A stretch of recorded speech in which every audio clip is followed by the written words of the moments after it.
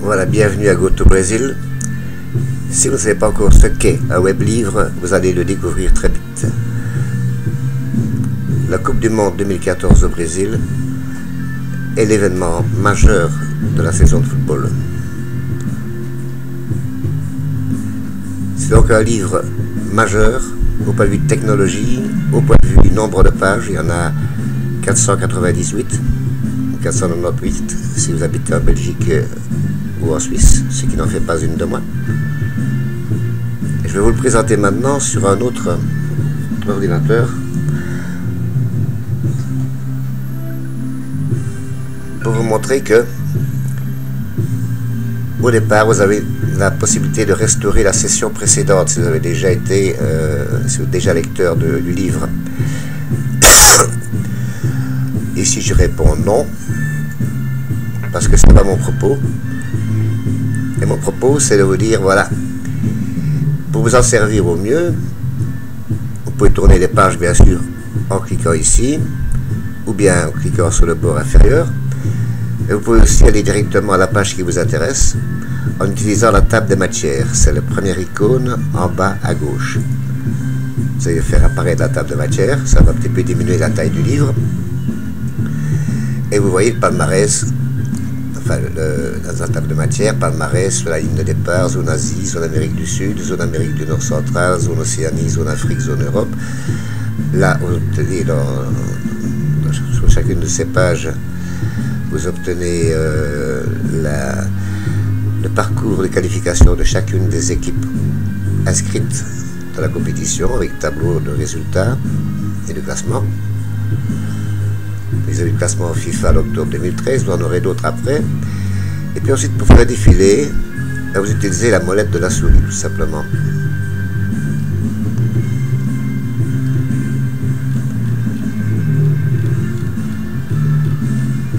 Bon, prenons l'Espagne. Vous cliquez simplement sur la tête de chapitre et vous arrivez sur la page de l'Espagne. Première chose que vous entendez, c'est l'hymne national.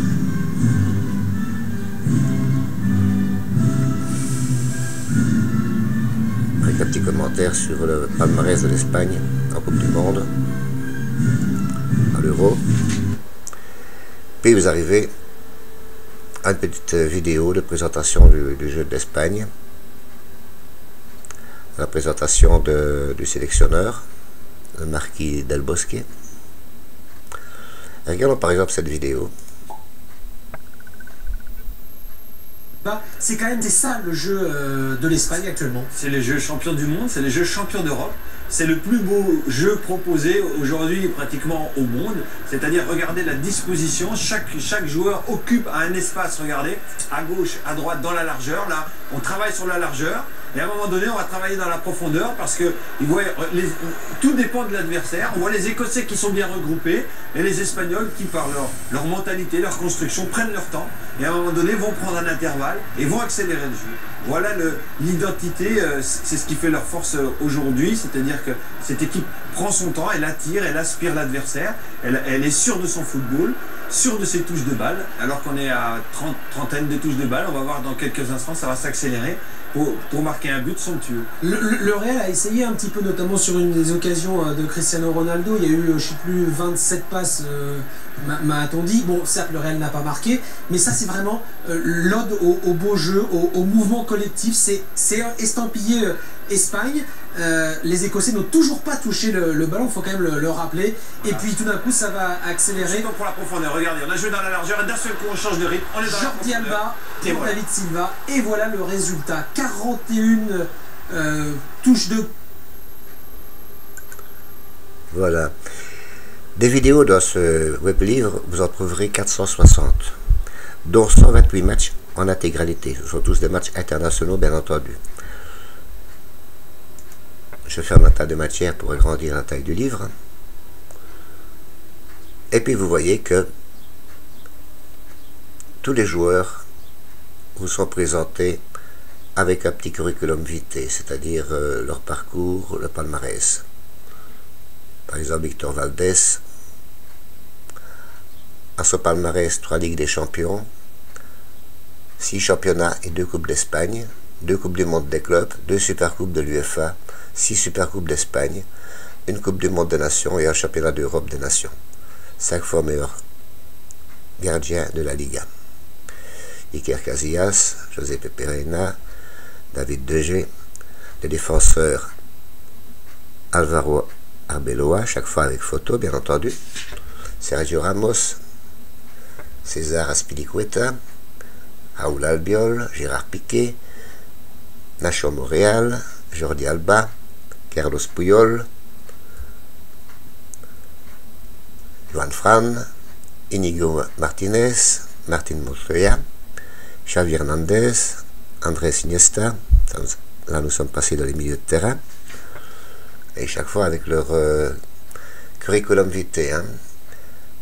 Fabregas, David Silva, Jesus Navas, Xabi Alonso, Sergio Busquets, Coque, Isco, Alcantara, Santiago Cazorla, Joan Mata, Mario Suarez, Xavi Martinez. Oui, là je vais un petit peu vite, j'ai tourné les pages trop vite, mais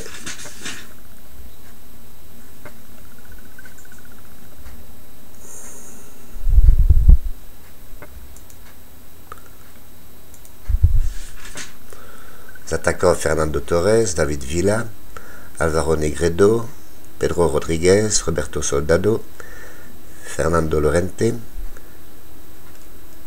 Cristian Tello et Michou.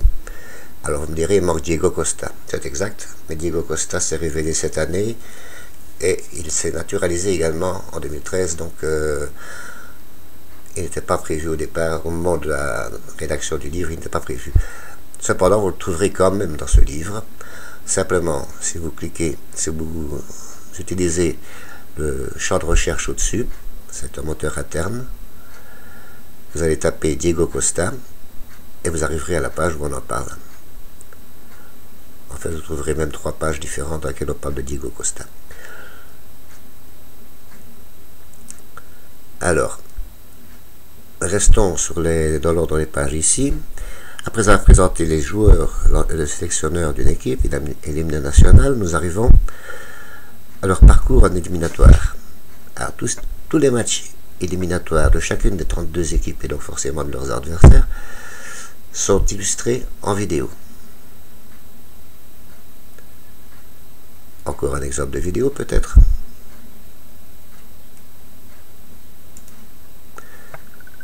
Et vous verrez qu'elles sont dans toutes les langues, hein. Ici c'est en arabe, tout à l'heure c'est en français, vous en avez dans toutes les langues, en anglais, en allemand, en espagnol, en portugais.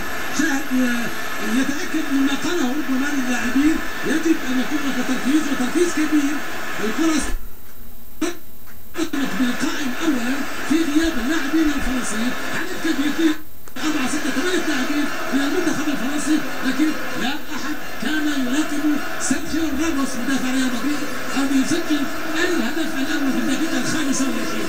أول هدف إذا كيف سيكون حال منتخب فرنسا بعد تلقي الهدف؟ هل يستطيع أن يستعيد الثقة؟ هل سيصمد؟ هل يمكن له أن يهاجم؟ هل يمكن أن يعاد النتيجة؟ أم أن هذه هي البداية وبداية؟ كنت أتوقع بأنه سيكون حليما لكن أعطى ضربة جزاء قاسية ويستحقها المنتخب الإسباني. التدخل كان قوي وهنا يبدو الضغط الكبير على لاعبي المنتخب الفرنسي. كوسيلي تدخل بقوة في هذه اللحظة. لا ضربة جزاء واضحة وبطاقة أيضا لكوسيلي الذي هنا أيضا قلت بأن المنتخب الفرنسي يبقى يبحث دائما على ثنائي المحور. هل سيلعب برامي؟ هل سيلعب بكوسيلي؟ لأن حتى الآن ساكو هو الذي يؤكد بأنه الأقوى في هذا المكان. إذن لاعب آخر سجل في المباراة الماضية سيسك فابريغاس يضيع هذه الفرصة يضيع هذه الفرصة أمام لوريس الذي يعيد المنتخب الفرنسي إلى أجواء المباراة. إذا ثقة كبيرة الآن المنتخب الفرنسي، ثقة أيضا لهذا الحارس لوريس الذي قلت لا يلعب لناديه الإنجليزي. هذه اللقطة إذا ماذا هنالك حتى الآن؟ يبدو ليس هناك وضعية تسلل. ماذا يقول ديشو؟ إذا سنترك هذه اللقطة أيضا لل25 وهذا الهدف الذي ألغاه الحكم والسبب يبقى مجهولا حتى الآن، لكن ما نشاهده الآن هو حكم إعلان عن وضعية التسلل. كل هذا الكلام لزميل جمال شريف، لكن سيلقاكم إذا بعد لحظات مباشرة الزميل خالد ياسين. خالد الخط معك تفضل. الكرة ثابتة، هناك بنزيما قد يكون في موقف تسلل أنه متقدم. ولماذا قد يكون يا كابتن؟ يعني أنت هنا مع قد يكون وليس يكون أو لا يكون. لسبب أساسي لأن زاوية الكاميرا، أنا طبعا هنا من هذه الحالة، من هذا التوقف أرجو أن نقطع. هو في موقف تسلل لأنه متقدم بجزء من الجسم عن باقي اللاعبين. اليد لا تعتبر هنا جزءا. هنا الحالة الثانية، الكرة عندما مرت بالرأس كان سيرجيو راموس الخط الأصفر هو آخر جزء من قدم لسيرجيو راموس، وهي أقرب لخط المرمى من وعلى الكرة كانت عائدة إلى بنزيما وليس كون متقدما على الكرة عائدة إليه. اللاعب الذي مرر كان متقدم على بنزيما. يعني هناك أكثر من قلت سؤالي كان لماذا بيدرو وايضا اللاعب كافورلا كلاهما على اليسار؟ كان ربما كافورلا عليه ان يدخل الى الوسط كلما عادت الكره الى بيدرو السريع. بيدرو سنشاهد الكره ضاعت، عادت الكره خارج المستطيل الاخضر، اصطدمت بالشباك من الخلف، لم تلمس احد. ركنيه يدين صراحه يبدو انه يحمله مسؤوليه ايضا. كانت مراوغه ممتازه وتمريره لم تكن تسديده، وانما كانت تمريره من بنزيما لمينيز. مينيز تاخر. هذه لقطه اخرى، والمنتخب الفرنسي صنع فرصا في الشوط الثاني عندما صعد جوردي ألبا. وفي هذه الآونة أنينيو يحضر نفسه للدخول. لقطة ممتازة أخرى من بنزيما. هذا بنزيما اللاعب الكبير، اللاعب الذي ربما يتحرر كثيرا عندما يلعب خلف غادر الفريق إلى ليفربول، ومباشرة بعد ذلك بمقابل 50 مليون الذي يعود إلى تشيلسي حيث لم يتمكن من النجاح. هنا ربما إصابة ستغير من رأي المدرب ديل بوسكي. هل هي إصابة بليغة أم أن بيدرو يمكن أن يواصل؟ في حال بيدرو يمكن أن يواصل ربما سيدخل اللاعب توريس، لكن إذا كانت إصابة بليغة بيدرو لا، بيدرو بخير، وبذلك يدخل إذا أنيو لم يعرف ليس طفلا الآن. توريس كان خطأ كبير، كان دفع أيضا هنا في هذه اللقطة. كان بإمكان الحكم حتى منح ضربة جزاء في هذه اللقطة. دفع واضح من بوسكيتس. يعادل النتيجة. جيرو الذي دخل أيضا في الشوط الثاني يحسب هذا لتغييراته المدرب ديدييه ديشو. خطأ فاتح من خوان مدافع اتلتيكو مدريد الذي غادر في هذه اللقطة، وبذلك قدم هدية غالية للمنتخب الفرنسي لجيرو لاعب أرسنال حاليا الذي تمكن من إسكان الكرة في الشباك. طبعا الفريق كان في حالة هجوم، وبذلك كانت هجمة معاكسة من المنتخب الفرنسي، وبها عادل النتيجة. كرة خطيرة جدا، وهذا هو ريبيري إذا يمرر الكرة. هؤلاء هم اللاعبون الكبار. ريبيري بالفعل نشاهد كثيرا لمستواه الكبير، لخبرته في مارسيليا، في بايرن ميونخ، في منتخب فرنسا، إلا أنه قدم هذه الكرة هدية لجيرو الذي تمكن. Bref, vous avez des tonnes de souvenirs dans ces pages. Et ceci pour chacune des équipes. Et puisque l'Espagne a participé à la Coupe des Confédérations, vous avez également des vidéos de cette Coupe de Confédération.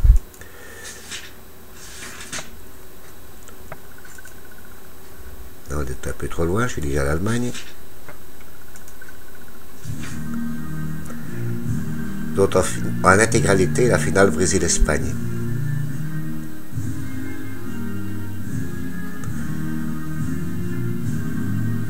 Alors le principe de l'Allemagne, c'est autre chose, c'est la même chose. En fait, c'est